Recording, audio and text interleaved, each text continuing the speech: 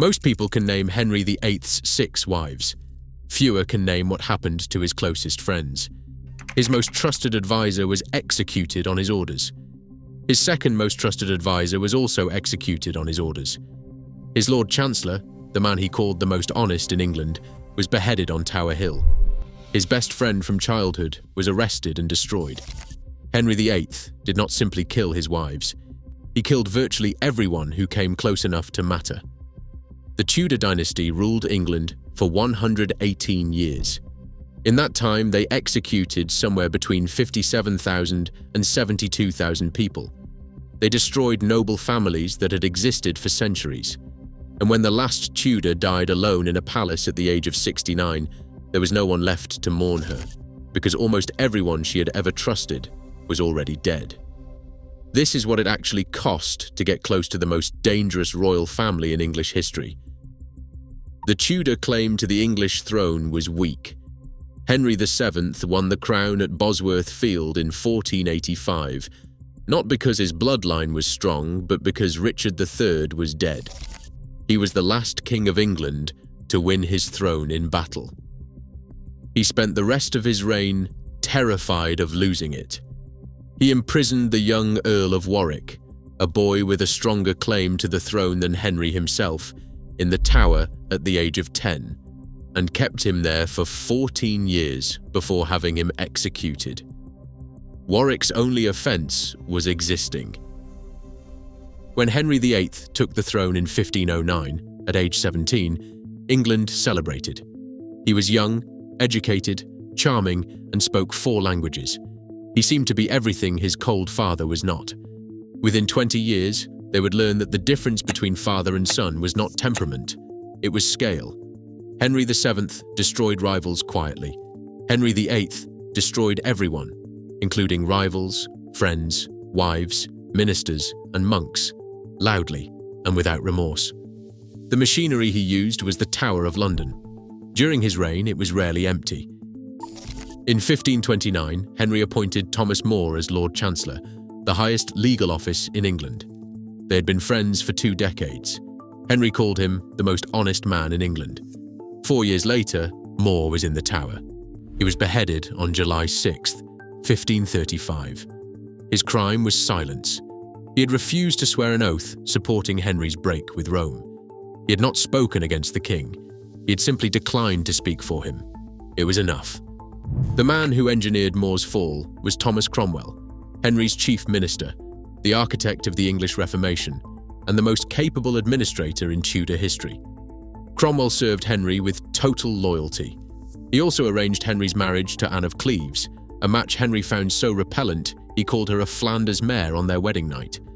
Cromwell was arrested 4 months after the wedding. No credible evidence was presented. Henry needed someone to blame, and Cromwell had arranged the marriage. He was executed on July 28, 1540, the same day Henry married his 5th wife. Both of Henry's most powerful ministers were destroyed on his orders. Both were destroyed not for betraying him, but for failing to be exactly what he needed at exactly the wrong moment. If you were close to Henry Tudor, this was the risk you accepted. The only question was when. The rhyme children learn: divorced, beheaded, died, divorced, beheaded, survived, makes the story sound almost tidy. It was not tidy. Catherine of Aragon was queen for 24 years. Henry had her stripped of her title, separated from her daughter, and confined to damp, isolated houses until she died. She was 50. Her daughter was not permitted to attend the funeral. Anne Boleyn was arrested on charges of adultery with 5 men, including her own brother. The evidence was fabricated. The confessions were obtained under torture. She was beheaded on May 19, 1536. Henry married Jane Seymour 11 days later. Catherine Howard was approximately 17 when she married Henry. He was 49, obese, and suffering from a wound that would not heal. She was executed in February 1542, likely no older than 19. Her cousin Anne Boleyn had died on the same ground 10 years before. Of Henry's 6 wives, 2 were executed. 1 died in childbirth, 1 was discarded and died broken, 1 survived by outliving him, and 1 was dismissed after months. Not one ended that marriage in a better position than she entered it. If you are realizing that everything you were taught about the Tudors missed most of the story, subscribe.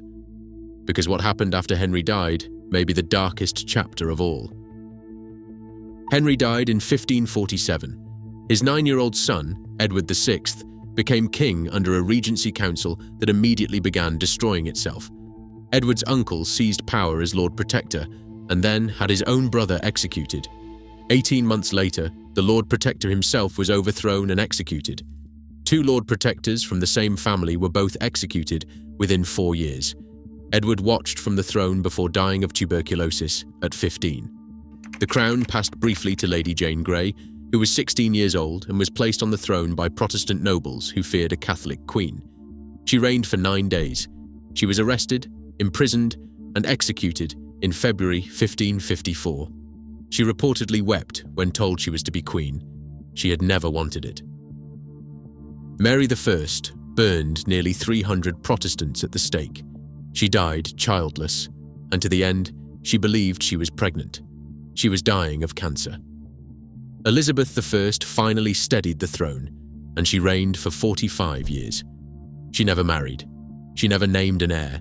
She kept everyone at a careful distance. She had watched what Tudor closeness cost people. She had learned it from the inside. When Elizabeth died in 1603, the dynasty ended. No heirs, no successors. The royal family had consumed so many lives that by the end there was almost no one left. The Tudors did not suffer from a curse. They built a system where absolute power required absolute loyalty. Loyalty could never be fully proven, and the cost of suspected disloyalty was death. That system consumed them as surely as it consumed everyone around them.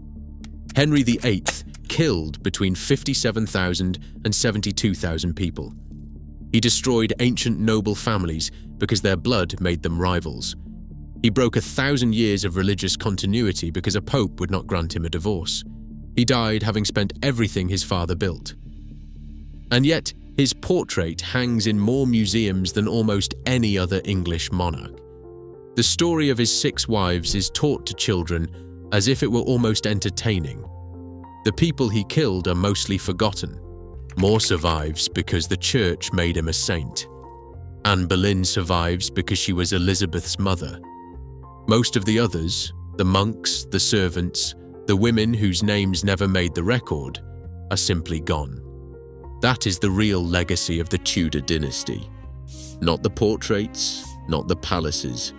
The real legacy is the silence, where all those other voices used to be.